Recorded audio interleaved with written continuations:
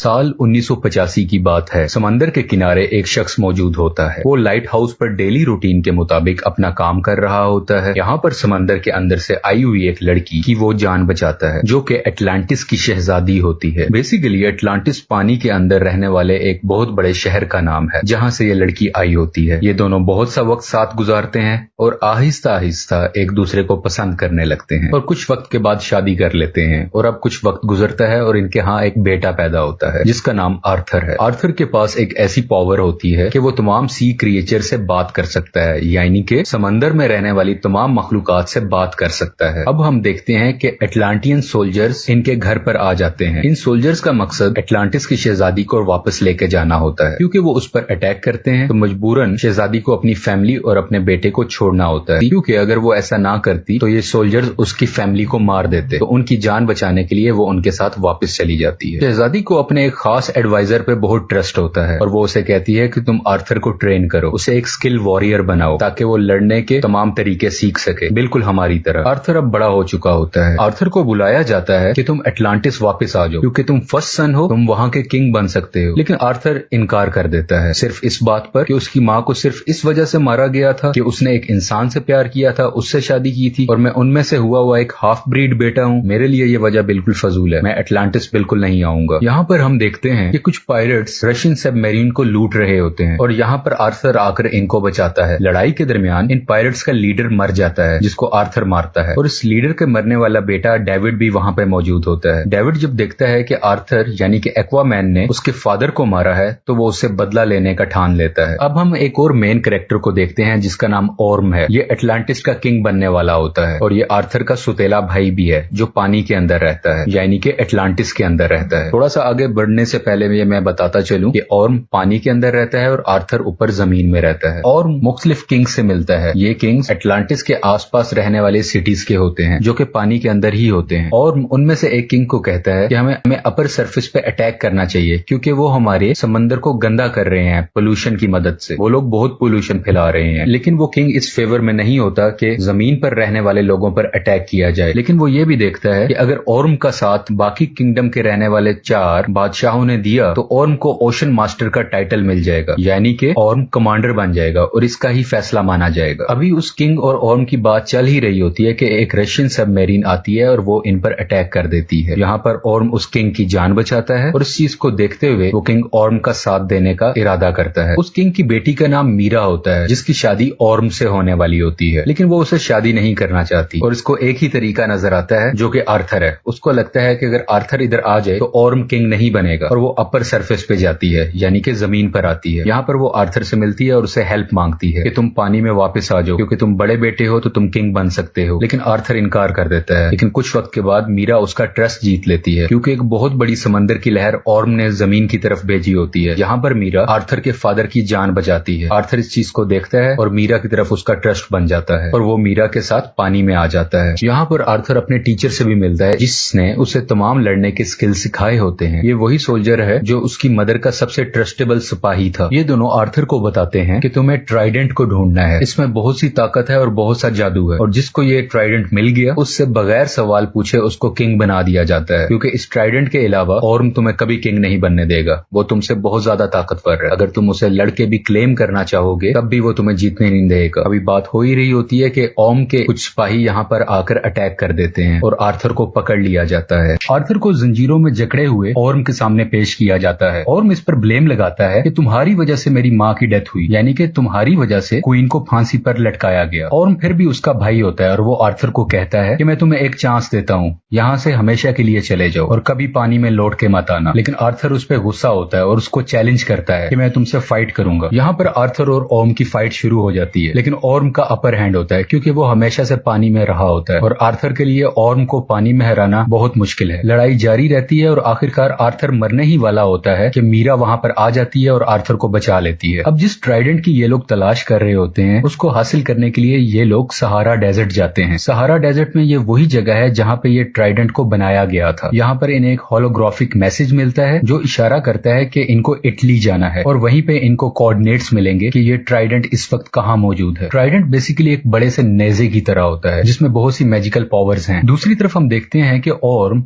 David से मिलता है। डेविड वही शख्स है जो मरने वाले पायरेट का बेटा था और एक्वामैन से बदला लेना चाहता है। यहाँ पर हमें यह भी रिवील होता है कि वो रशियन सबमरीन जिसने पानी के बादशाह पर अटैक किया था वो डेविड और ऑर्म की मिली साजिश से हुआ था। यानी कि ये ऑर्म का ही प्लान था कि डेविड उस बादशाह पर अटैक करे और वो उसकी जान बचा ले, जिसकी सिंपैथी में वो बादशाह ऑर्म का साथ दे। ऑर्म यहाँ डेविड को लेटेस्ट एटलांटियन बैटल सूट भी देता है। ये बहुत मॉडर्न टेक्नोलॉजी होती है जो सिर्फ पानी में रहने वाले लोगों के पास हो। डेविड इस टेक्नोलॉजी को टेस्ट करता है और उसको देखकर बहुत खुश होता है कि अब उसका बदला पूरा होगा आर्थर को मार के। यहाँ पर ऑर्म एक और पानी में रहने वाले किंगडम जिसका नाम किंगडम ऑफ फिशरमैन है उनके किंग को मार देता है और उनको मजबूर करता है कि वो ऑर्म का साथ दें, क्योंकि किंगडम ऑफ फिशरमैन के किंग मर चुके होते हैं। वो क्वीन और प्रिंसेस को फोर्स करता है और उन्हें कहता है कि तुम अगली कतार में यानी कि जंग की अगली लाइन में लड़ोगे और उनको फौज जमा करने के लिए कहता है। यहाँ पर हम डेविड को देखते हैं जो ऑर्म की तरफ से दिए गए मॉडर्न टेक्नोलॉजी को कुछ बदलता है और अपने लिए एक सुपर हीरो सूट बनाता है। ये इसका नाम ब्लैक मैंटा रखता है। डेविड इस सूट को पहनकर बहुत पावरफुल हो जाता है और अब हम देखते हैं कि आर्थर और मीरा इटली के अंदर जा रहे होते हैं उन्हीं कोऑर्डिनेट्स की तलाश में और ये वहां पर अटैक कर देता है। डेविड यानी कि ब्लैक मैंटा और आर्थर की बहुत लड़ाई होती है।